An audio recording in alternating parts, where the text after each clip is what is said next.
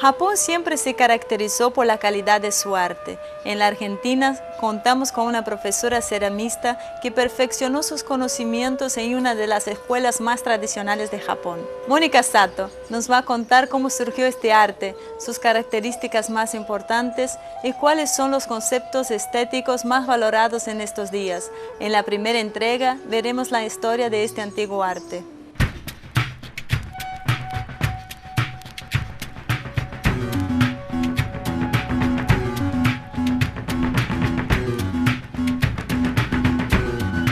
Mi nombre es Mónica Sato. Empecé aquí cerámica en la década del 90. Al año siguiente de recibirme obtuve la beca para ir a perfeccionarme en cerámica en la prefectura de Aichi, en la ciudad de Seto. En Seto yo me encontré con las tradiciones más antiguas del Japón. Es una ciudad, es un lugar muy conservador de esas tradiciones. Y de ahí, en cuanto a la cerámica, es un centro muy importante del Japón. La ciudad donde yo trabajé es en Seto, y ahí se encuentra la ciudad más grande, una de las más grandes de producción cerámica.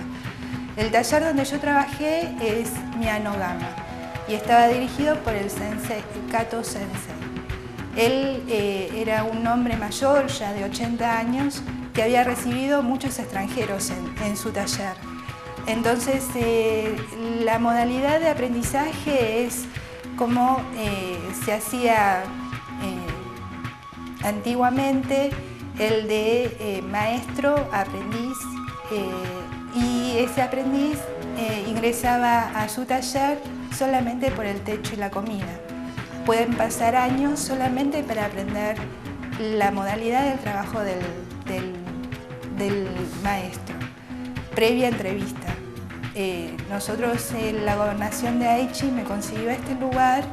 El Kato Sensei había recibido mucha gente de Europa, de Latinoamérica, incluso de Sri Lanka, y aprendieron con ellos, con todo su grupo, y él trabajaba con otro profesor, otro sensei, que se había iniciado casi prácticamente con él, que era Yagi Sensei.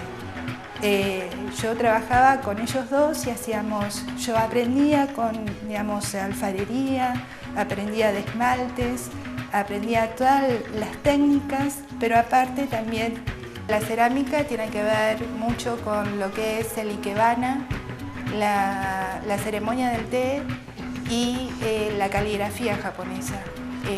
Entonces, muchos de los estudiantes practican esos tres artes que tienen que ver con la cerámica. La modalidad de trabajo es una entrevista con el sensei, como se pudo dar con el primer ministro Hosokawa Morihiro. En el 98 abandonó la carrera política y se dedicó a la cerámica. Él tuvo que someterse a esa entrevista con el maestro para que lo acepten como aprendiz en su taller, lo que le permitió hacer una producción de chaguanes. Las exposiciones de chaguanes en Japón son muy importantes. Los chaguanes son como estas vasijas que tienen que ver con la ceremonia del té. Se les llaman chaguanes, para el té, son tazones muy grandes y van variando en el formato y en el color según la estación.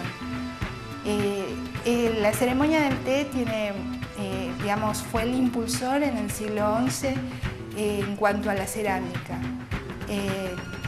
Sen Norikyu, que fue el fundador de todo el protocolo de la ceremonia del té, no solamente se dedicó a la estética de la cerámica, sino también a la arquitectura donde se practicaba la ceremonia, en cuanto a los modales, a los utensilios y a la estética que tiene que ver con la filosofía Zen, del budismo. La cerámica japonesa más antigua que se encontró fue en el periodo Jomon, que data de hace 10.000 años antes de Cristo. Estos jarrones eran jarrones que tenían un diseño de cuerdas decorativos, que son los más antiguos que se han encontrado en Japón. Luego se ha desarrollado el periodo Yayoi, donde se han encontrado cerámicas que tienen que ver con los haniwas. Los haniwas son unas esculturas funerarias que se hacían en terracota y las grandes autoridades tribales tenían unas tumbas que tenían forma de cerraduras que se les llaman kofun, y estas eran ornamentadas con unas esculturas que se llaman haniwas y se hacían en terracota y tenían forma de guerrero, de posesiones propias de un personaje de poder. Luego la cerámica se fue desarrollando más o menos luego del siglo VI con la entrada del budismo.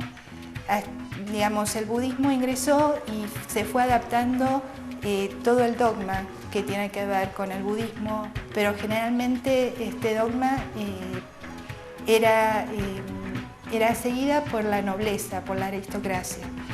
Y ahí es como que no solamente se influenció sobre la arquitectura, sino también en todo lo que tiene que ver con el arte y la cerámica y todos los aspectos de la cultura.